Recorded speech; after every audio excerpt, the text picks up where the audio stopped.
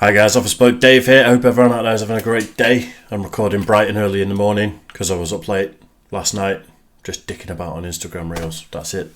Literally it. I ate some food and I thought, right, I'm going to be productive. I've got stuff to do. And then I just sat there and the algorithm got me. I don't know what else to say about that. Not my proudest moment, but it is what it is. I've had to make up for it by getting up early today and I'm cracking on. Ash is on the mend. I know we did a couple of videos recently where she really wasn't well. She's pretty much better now. So we're going to record some videos tonight. There's a couple of Patreon requests out there that I'm going to do tonight with her. I've just been waiting for a chance where we can both record together. So yeah, keep your eye out for that. A bit more Ice 9 kills on the way. And right. Shane Gillis makes it official. I have just listened to the Protect Our Parks podcast, the latest one with Rogan, Shane Gillis, Ari Shafir, Mark Norman, and it was good. It's always good, to be fair. I don't think Mark Norman was on form as much as he has been in previous years. I think he was hungover and he was trying hard with the one-liners, and a lot of them were not landing, unfortunately. But that being said, this video has just popped up from Joke World. Shane Gillis makes it official. It looked like he was wearing a cowboy hat in the thumbnail and maybe said Austin or something. What I'm reading into it is Shane Gillis is going to move to Austin, which, fair play if he is. It seems to be the sort of cultural home of comedy at the moment in the States. But yeah, we're going to find out, and let's find out together. So Shane Gillis makes it official. Let's do it. What's the deal with airplane peanuts? Welcome back to the Joke World Comedy News Update. Today's story, Shane Gillis is officially moving to Austin, Texas. It's the new comedy hub. This new information was revealed Sunday night during a live taping of the Real Ass podcast in Austin, Texas, featuring Louis J. Gomez and Zach Amico. That episode won't be public until Saturday night, but included a tremendous list of special guests. Shane Gillis, Ari Shafir, Mark Norman, Tony Hinchcliffe, and Brian Redband. Witnessing this lineup together all on the same podcast. You mean basically all of Kill Tony for that night? That's pretty much what that's going to be, isn't it? From the Protect Our Parks recording.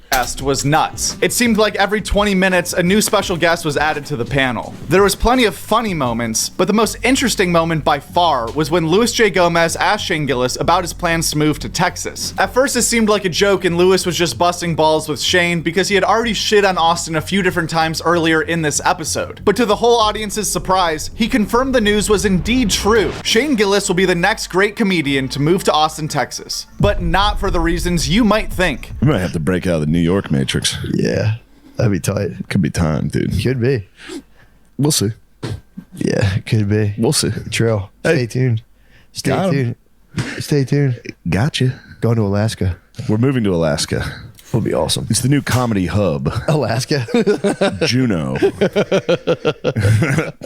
Just get ripped apart by bears. At first glance, the reason why one of the top comedians in the world would move to Austin, Texas right now seems pretty obvious. The comedy scene there is absolutely exploding unlike anything we've ever seen before. But that's not the only thing about the Lone Star State that caught Shane's eye. Shane, Ari, and Tony Hinchcliffe all showed up to this 9 p.m. taping after day drinking with Ric Flair since 1 p.m. So the boys were smashed. So it makes sense why Shane was a bit cagey at first about admitting one of the reasons he's moving to Texas might be for the no state income tax. During the podcast, he seemed to think saying that out loud might be frowned upon. What did I say? He's just done his Netflix comedy special. He's probably waiting to get paid by him, and they're probably paying him like, I don't know, a couple of $100,000 or a couple of mil or something.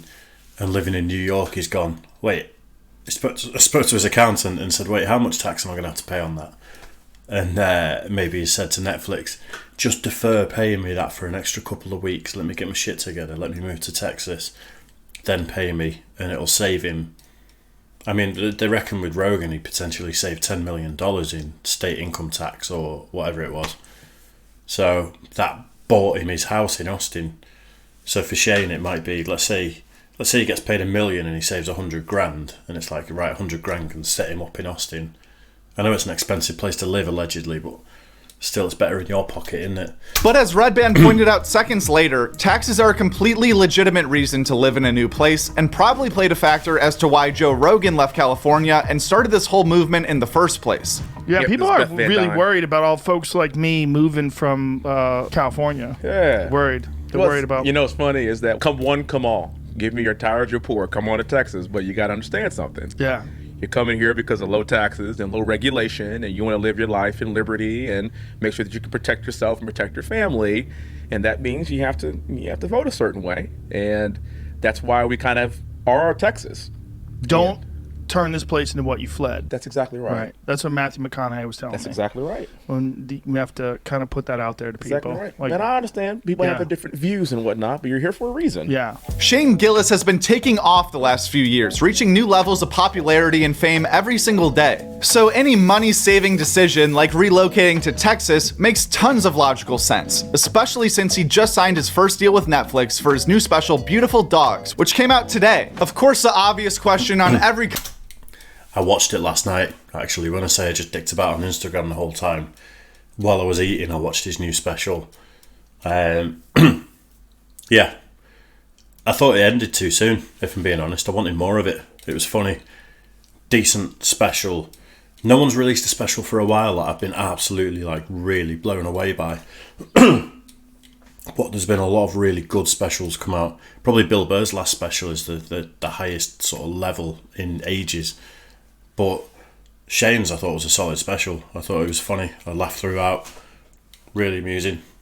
So yeah, go out and watch it, definitely. comedy fans' mind right now is what's happening with the podcast, and will Matt McCusker be following Shane Gillis to Texas? I reckon The he truth will. is, we don't know yet. It seems safe to assume that Matt would come with Shane to Austin and be part of the special movement happening down there. But Matt's life is a little different than Shane's. The shaman has a wife and kids, and doesn't even currently spend all his time in New York City. It's definitely going to be interesting to see how this all plays out. But hopefully they can keep recording the podcast together in person. If that's not possible, I'm sure they could still make something work long distance, even if it means more guest episodes like we've seen with Two Bears, One Cave when their hosts started living in different cities. Which actually brings us to our next segment, guest spots from last week. The Joe Rogan Experience had on Bill Maher. Two Bears, One Cave was Bert and Tom, Tom and Bert. Killed Tony this week with Joe DeRosa and David Lucas. Flagrant had on Logan Paul. Matt and Shane's Secret Podcast did not have an episode. Joe List was on Are You Garbage? Joe was also on The Honeydew. Taste Buds battled Sleeping Naked vs. Pajamas. Carrot Top was on Whiskey Ginger, and YMH had on Mark Norman.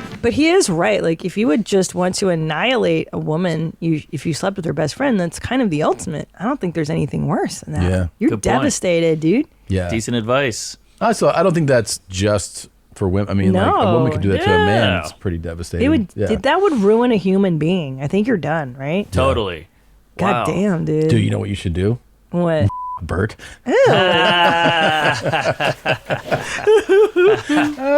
That'd be so awesome. That'd be so cool. Thanks, babe. Yeah. This past weekend with Theo Vaughn talked with Jordan Peterson. The Tim Dillon Show had on Giannis Pappas. Bad Friends talked with the Bussin' with the Boys boys. The Blocks Podcast had on Judd Apatow. Josh Potter was on First Date. Take Your Shoes Off with Rick Glassman had on Ari Shafir and Jordan Jensen. Adam Carolla was on The Harland Highway. Russell Peters was on You Know What Dude. Josh Johnson was a guest on Chrissy Chaos. Tiger Belly had on Dan Soder. And Bill Burr had a live taping of the Monday Morning Podcast that is currently available on his YouTube channel. I've not watched that yet. The only one I've watched there, I watched a few bits of Your Mama's House with Mark Norman. What I heard of it, it wasn't really popping off really, so I didn't listen to the whole thing. But I listened to Jordan Peterson on Theo Vaughn's podcast, and I think the chemistry between those two is amazing. Theo Vaughn and Jordan Peterson together, awesome. Definitely recommend that episode.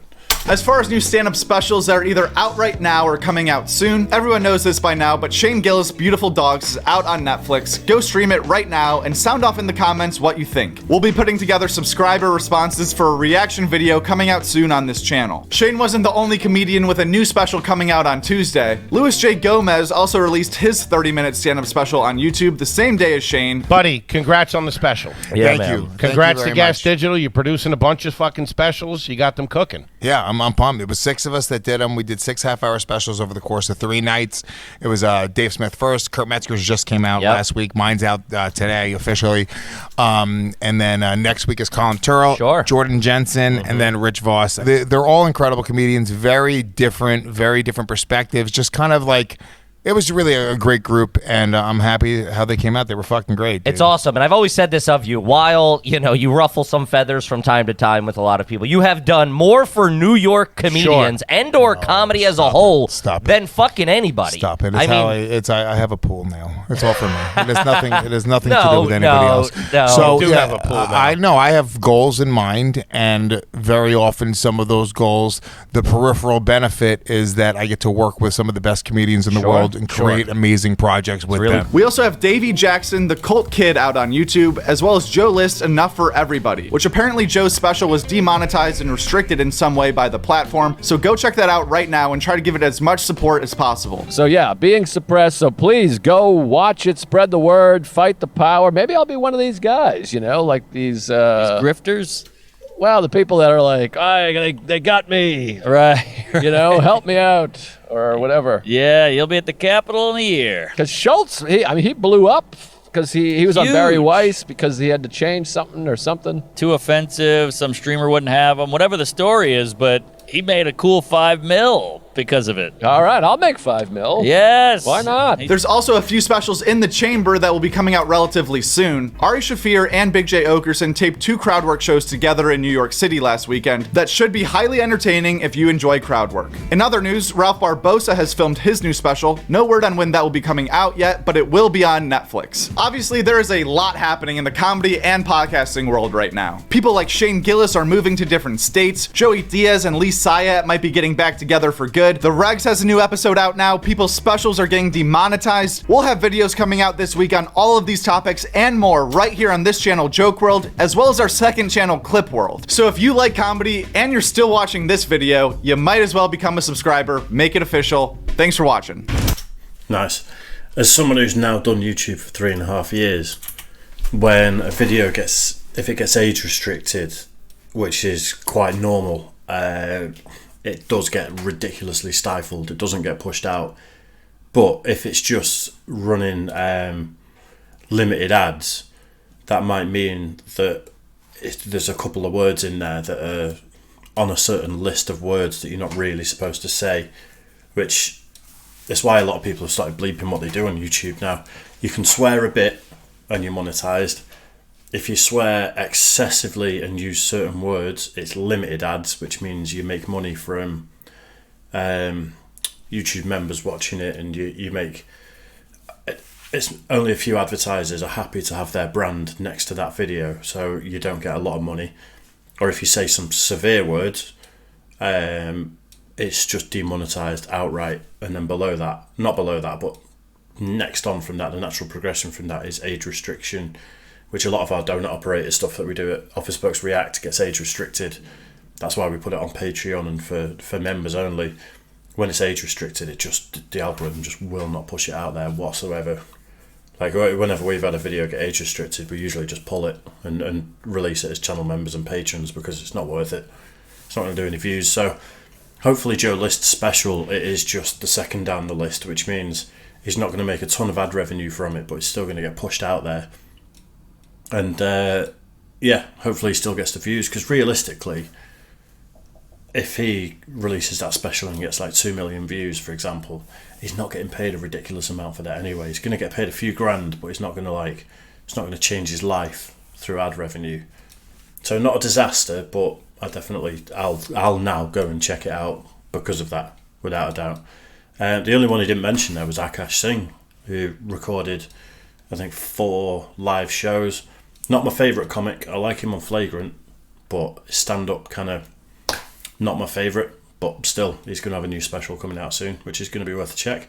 Right, cheers for that one, guys. I better go, because it's getting late in the morning. I better head to the studio and do Office Blokes stuff, and then come back, and hopefully Ash is coming round later, and we're going to do stuff. So yeah, exciting day for YouTubes. Make sure you like and subscribe and all that good stuff. It does mean the world to me. If you want to see more of these kind of branching out to this sort of stuff, like I watch Joke World quite a lot, I watch Sunny V2 quite a lot, there's a few YouTubers that I watch quite a lot anyway that I'd like to start incorporating a little bit so I can watch it with you guys. It just makes sense. Then just let me know. But yeah, like and subscribe, all that good stuff. Don't forget I've got a Patreon. It's the best way to support the channel. And yeah, I'll see you soon. Cheers, guys.